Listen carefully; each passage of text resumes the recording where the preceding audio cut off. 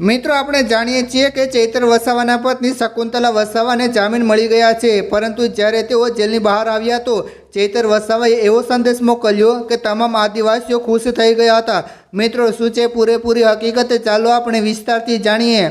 નર્મદા જિલ્લાના રાજકારણમાં અને ખાસ કરીને આમ આદમી પાર્ટીના આદિવાસી નેતા ચૈતર વસાવાના કેસમાં હાલમાં એક ખૂબ જ ભાવાત્મક અને મોટો વળાંક આવ્યો છે। જ્યારે લાંબી કાનૂની લડત અને હાઈકોર્ટની ચૂંટણી બાદ ચૈતર વસાવાના પત્ની શકુંતલાબેન અને અન્ય સહ આરોપીઓ જામીનમાંથી જેલ બહાર આવી ચૂક્યા છે।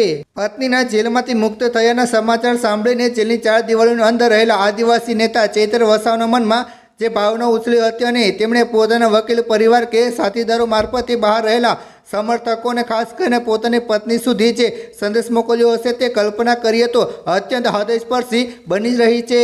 ભલે કાયદાકીય દ્રષ્ટિએ કેસ હજુ લાંબો ચાલવાનો હોય અને ચૈતર વસાવા ખુદ હજુ જેલની અંદર જ હોય, પરંતુ પોતાના જીવનસાથી અને સાથે ખેડૂતોને મુક્ત થયેલા જોઈને એક યોદ્ધા તરીકેનો તેમનો ઉત્સાહ અને સંઘર્ષની આગળ વધુ પ્રસન્ન બની ગઈ હોય તેવું સ્વાભાવિક છે। જેમાં તેમણે એવો સંદેશ આપ્યો હતો કે ઈશ્વરની કૃપાથી અને ન્યાયતંત્ર પરના વિશ્વાસને કારણે આજે સત્યની એક મોટી જીતની શરૂઆત થઈ ગઈ છે અને મારી ધર્મપત્ની શકુંતલા તથા મારા સાથીદારો જે અત્યાર સુધી અન્યાય સામે અડગ રહીને જેલની સજા વેઠી રહ્યા હતા તેઓ બહાર આવી ચૂક્યા છે, તેનો મને આનંદ છે।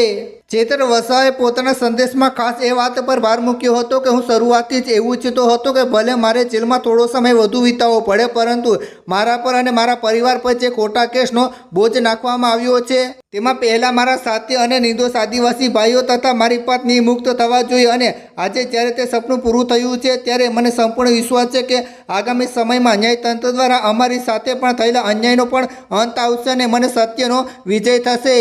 આ કાલ્પનિક અને હકીકત આધારિત સંદેશમાં ચૈતર વસાવાએ પોતાની પત્ની શકુંતલાબેન માટે એક હિંમત અને પ્રેરણા આપતા શબ્દો પણ મોકલ્યા હતા કે શકુંતલા, તું મુશ્કેલ સમયમાં જે રીતે અડગ રહી છે અને એક માતા તેમજ એક આદિવાસી મહિલા તરીકે જે સંઘર્ષ કર્યો છે તે આપણા પરિવાર અને સમાજનું ગૌરવ વધાર્યું છે।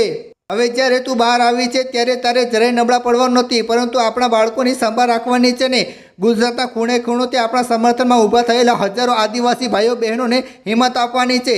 ચૈતર વસાવાએ સંદેશમાં એમ પણ ઉમેર્યું હતું કે આ લડાઈ માત્ર ચૈતર વસાવાને કે તેમના પરિવારની નથી, પરંતુ સમગ્ર આદિવાસી સમાજની છે। ચૈતર વસાવાએ પોતાના આ સંદેશ દ્વારા રાજ્ય સરકાર અને વિરોધીઓ પર પણ પરોક્ષ રીતે એવા પ્રહારો કર્યા હતા કે ભલે અમને ડરાવવા અને દબાવવા માટે આવા કેસોને કાયદેકીય ચાળે બિછાવવામાં આવી રહ્યા હોય, પરંતુ અમારો હોસલો તોડવાનો અસંભવ છે, કારણ કે જનતાનો પ્રેમ અને આશીર્વાદ હંમેશા અમારી સાથે છે।